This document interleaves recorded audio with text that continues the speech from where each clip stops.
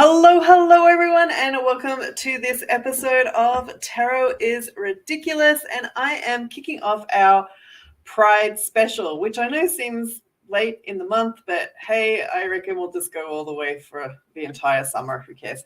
Some of you might know me from my work. I am the creator of the Mermaid Tarot, the Animal Totem Tarot, Soul Cats Tarot, and Cirque Du Tarot, or maybe you got one of my many books. To help me kick off my incredible Pride month or 4 weeks of incredible Pride-worthy tarot people is the wonderful Thomas from Hermit's Mirror. Hi, Thomas. Thanks for being here today. Hello. Yeah, thanks for having me. So, Thomas, before we get into the show, you just had a new deck come out. Can you tell us about that first? I did, sure. It's the Apothecary Spirits Oracle, and it was a collaborative deck with a professional herbalist and an artist who I love, Eric Maley. And together we decided to come up with this sort of queer, inclusive, herbalism-inspired and informed oracle deck. So we have 64 cards. I think we just finished the Kickstarter, and so there are some bonus cards that we got to add in. 64 cards that are all based on plants or fungi or tools that our herbalist works with on a regular basis. And they're all based around sort of things that would make sense to a queer community in particular. But open for everyone to be able to use. There's a very chunky guidebook that includes a robust section on how to use an oracle deck, which I think most decks are lacking because it's indie published. I could write 1,000 or 11,000 words on using an oracle deck. That probably wouldn't make it into another one. And then we have herbalism-based sort of experience recommendations to flesh out sort of the meanings and keywords. Yeah, so I'm super exciting. It's available for pre-order, but it'll be probably shipping at the end of August, early September. Yeah, I was part of the Kickstarter, so I'm really excited for this. I'm like, oh my God, I'm all for anything botanical, oracle tarot. If it's botanical, I want it. I'll have it. It'll be added to my collection. So super excited for this one. Us too. All right, so can they get the link off that from your website? Because I know we're going to have your website linked here in the show notes. So can they pre-order from there? Yes, they can, or they can just go to apothecaryspirits.com and that will redirect it. So, fantastic. As long as you can spell apothecary, you can get it there. If you can't, Google can. Exactly. So let's backtrack a little bit and tell me a little bit about your path to tarot. How did you come to tarot, and how did it make a difference in your life? Yeah, so the metaphysical has always been part of my life. My father is fundamentalist, so religion was very important growing up. My mother was part of a very liberal group of women, and we lived in Western Massachusetts in a very liberal town where tarot, psychic readings, coffee readings were a thing. We lived in the Middle East for a while. She learned coffee ground readings. My sister had psychic dreams. So it was just sort of like in the atmosphere growing up. But I discovered tarot for myself as a practice that I could use when my sister moved away to college, and I got her room and her bookshelf, which included, I think it was an Italian language version of the Rider-Waite. Oh, wow. And so I just sort of like played. I was very bad at it. But I started, learning from books as best as I could, tied it into sort of Wicca and other things that were very popular at the end of the 90s. For teenagers. And so, it was hit or miss for me. I was very bad at reading tarot. I was trying to do it other people's way. I didn't sort of have my own understanding of it. And I would often go to it in times of desperation, which is sometimes the worst time to try to read for yourself. And that taught me how not to read tarot. And since then, I found my own sort of path to understanding it with various structures, things that I teach my students, things I'm sure we'll talk about to some extent today. And yeah, it's really helped sort of focus, give me a lot of opportunity for self-reflection, but then also forecasting. As you know, I work with a lot of other predictive systems as well, and so I've sort of brought some of that into tarot in it, to add some action orientation to the self-reflection and present past coaching that I do.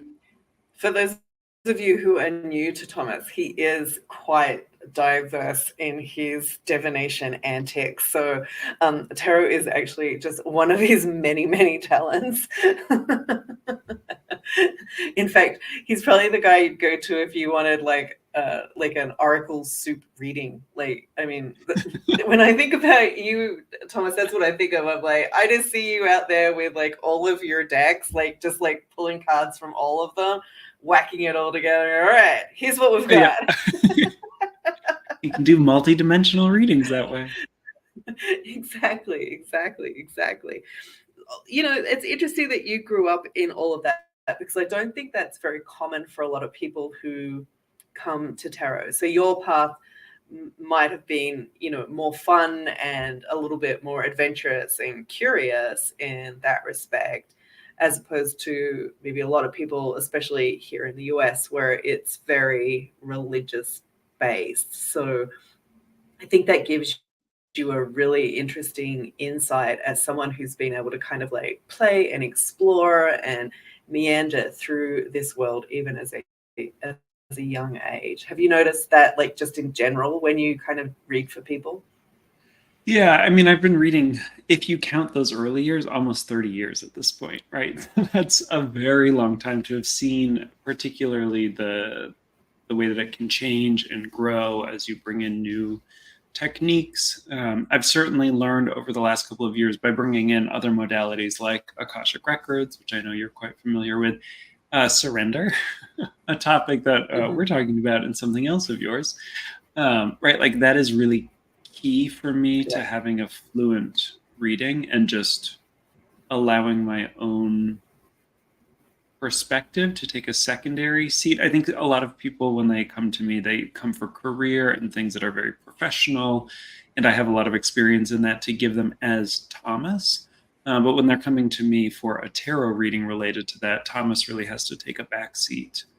He's still there, but sometimes the cards provide advice that I personally wouldn't give.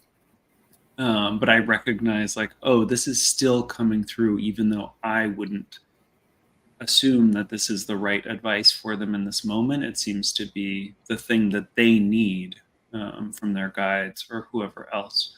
And so I try to honor that as best as possible. I mean, sometimes I'll qualify it and just say, like, this is not what I would recommend, but here's what the cards are saying. I think that is a great segue into our card for today, actually, because I feel like this card kind of has some of those elements into it. Do you want to introduce our card for the week? Yes. So we decided to talk about the Five of Cups, a card that is, not fun to be in the energy of, but has a lot of different ways of looking at it. I teach a class called the Hard Cards of Tarot, and it's one of the ones that we look at with some depth and nuance and that, multiple angles to try to get a sense of, okay, what's really going on here? What are some of the pros as well as the obvious cons of that card? Right. Have you got a version of the card with you that you want to share? I really like the one in the Fountain Tarot. So you get that sort of gloom and grief that is often associated with the card in the Rider-Waite, and then this sort of transparency, like the person is hardly existing in the present because they're so lost in their emotions. And I think that is a really good way of sort of bridging it out of the Four of Cups. I think it misses some of the intensity of the Five of Cups. But that's something that a lot of people, I think, if you need to bring in like the Kabbalah and the astrological tarot and all of that to understand that aspect of it. But I think it really gets at sort of the core of the card, and it's the difficulty of the emotions when you actually acknowledge them. Right. Well, and that is a really good deck, and that image is quite powerful. the one I've picked for this week is the one that I did for the Mermaid Tarot, which is about letting go of someone who has decided to change their circumstances or change their situations. And it was very interesting for me when I was researching this card in relation to mermaid mythology, and I came across the whole concept of the mythology behind the Salkies,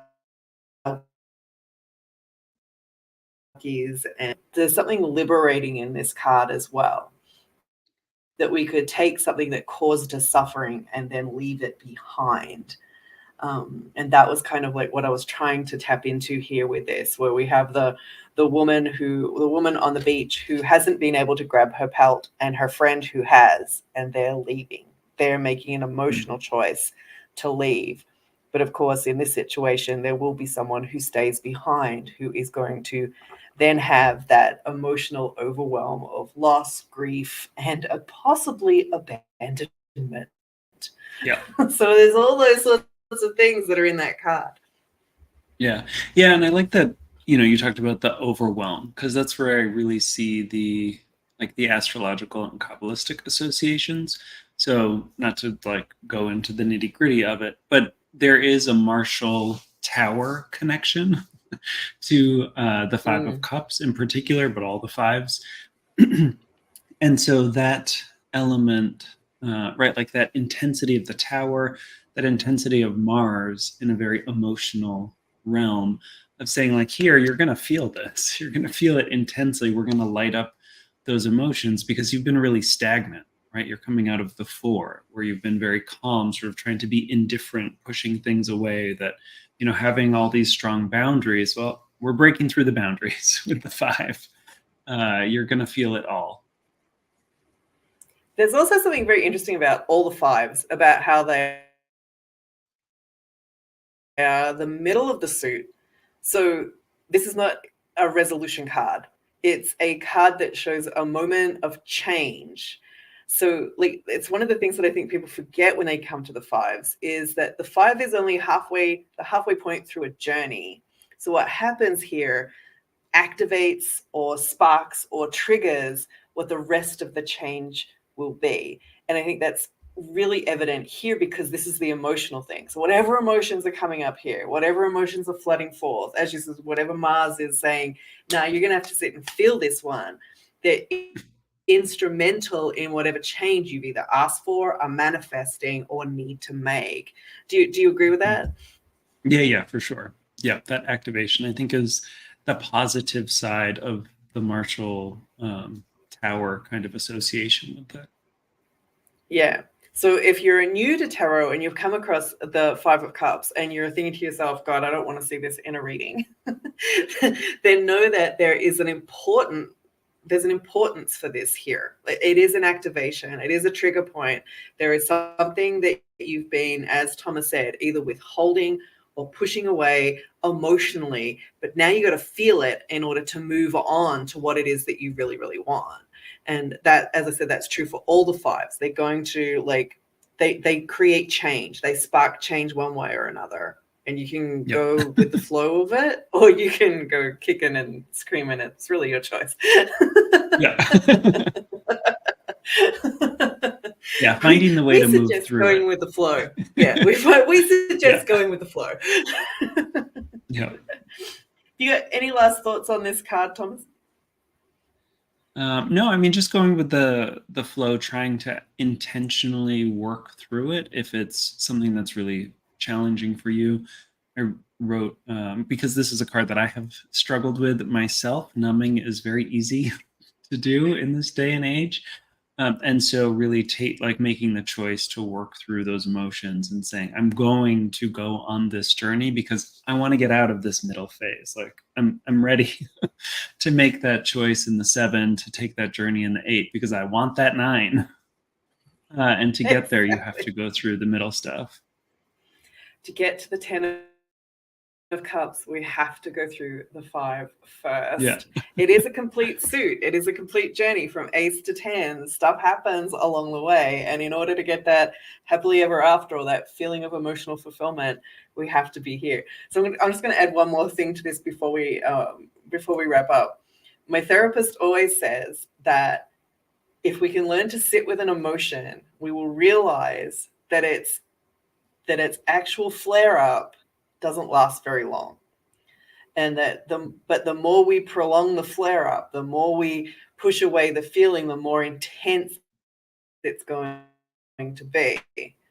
So instead, just sit with it when it first comes, and then it won't be as bad, and it'll pass really quickly. So there you go. Thousands of dollars of therapy. Just gave it to you guys for free here with the 5 of Cups. Okay, so what do you have going on at the moment? What is it that we should be on the lookout with you, and where do we find you? I mean, not that we're hunting. So the best place to find me is hermitsmirror.com, all one word, no apostrophe or anything like that. And that'll take you to my site, which has classes, recorded past classes, self-paced classes, but also live ones. So every month I have a live workshop. And then in the sort of academic school year, I have a fall semester and a spring semester of multiple classes in divination, tarot, and oracle, and other more sort of like trying to think of the like ecumenical divination, could be multiple systems that work. And yeah, I have a Patreon for folks who are interested in trying to bring the spiritual into the mundane and practical. So there are daily exercises, messages for the day, but it's a mix of like the pragmatic and sort of the woo, so that you can see them working together and figure out, okay, what do I want to explore a little bit further? Usually they're pretty quick to do, but they give you a lot of food for thought. And that's just, again, Hermit's Mirror. And we have Thomas's website linked in the show notes. So if you go there, click on that link, it'll take you there and direct you to all the places that you can support Thomas or learn from Thomas or find out more about his work and his many, many skills, because he is incredibly, incredibly talented.